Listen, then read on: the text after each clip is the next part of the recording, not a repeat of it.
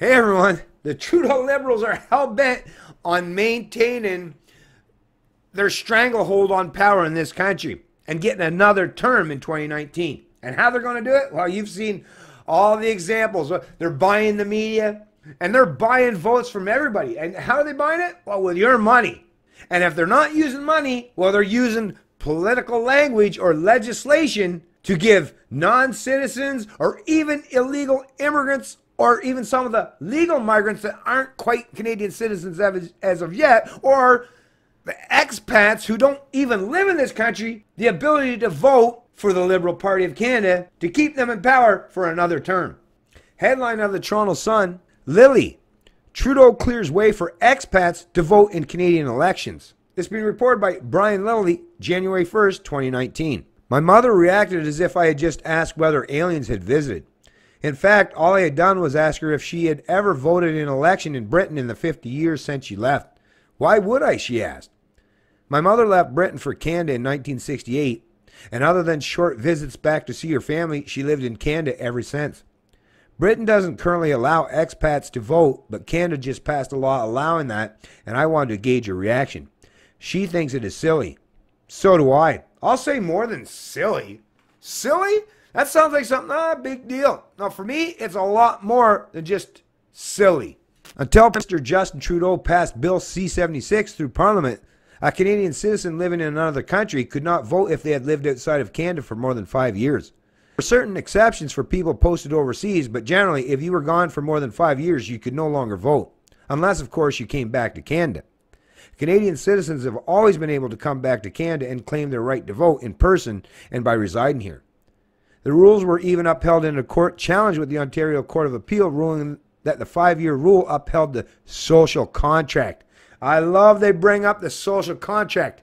Yeah, I've dealt with that. Hey, type in social contract in some of my past videos, and yeah, we'll deal with that. Did you ever sign one? I know I haven't. This social contract, it's just as mystical as a lot of the other pretense these central planners put forth and present. It doesn't exist. It's not even a reality. It's a complete fabrication. It's a complete fiction. Hate to burst your bubble, folks, but yeah, you know damn well the truth is you didn't sign no social contract.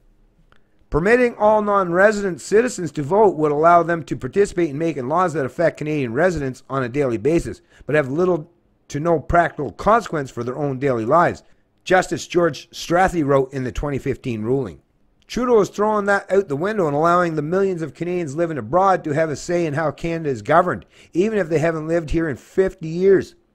Someone who left Canada as a young adult, or a child even, and hasn't lived here in decades will soon have as much say in electing our government as you and I do. Why? Anyways, I'll post a link to this article in the description of the video below, but think about it. Why would someone not actually live in this country, right? I think that 5-year rule was at least somewhat reasonable. Because, yeah, some people might travel, so I kind of get in the way where you'd want to have at least allow them some time frame where they could be outside the country and still be allowed to participate in the vote. But even then, that's still stretching it. But to expand that to, like, basically people that have been gone for, like as it says, up to 50 years, haven't lived in this country for decades, and they get to choose how this fucking country is run and governed? Really? And you don't even have to worry about the consequences for your decisions or your vote? Where does that even make any sense? To me, that's just, it's purely insane. But, well, only insane if you think about it objective or with any kind of logical consistent or moral consistency. But if you're part of the ruling class or Justin Trudeau, well, it makes total sense. Hey, we'll give all these people the pretense to vote for me, even though they don't live in the country. And hey, because I'm the one that offered you to do that, hey, I mean, sure, it makes sense for the Trudeau Liberals, right? Because they're scrambling at this point in time. They're willing, hey, they'll buy any vote. Matter of fact, if you lack scruples or any morality, your vote is it's up for sale, and there's a price on it. And the Trudeau Liberals are showing that they're willing to pay any price to get your vote.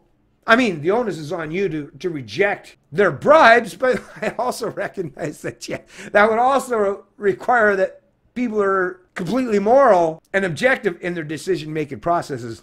Yeah. Sorry, I live in the real world. I realize that's not true by any stretch of the imagination. which is why I have no faith in the political process. I mean, I hope that something will happen at some point in time. You know, at least, like I say, even a broken clock can be right twice a day.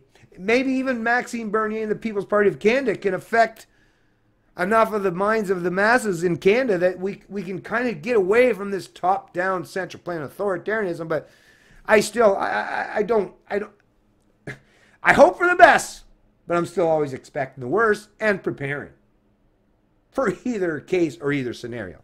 It's Canadian Libertarian, and I love liberty.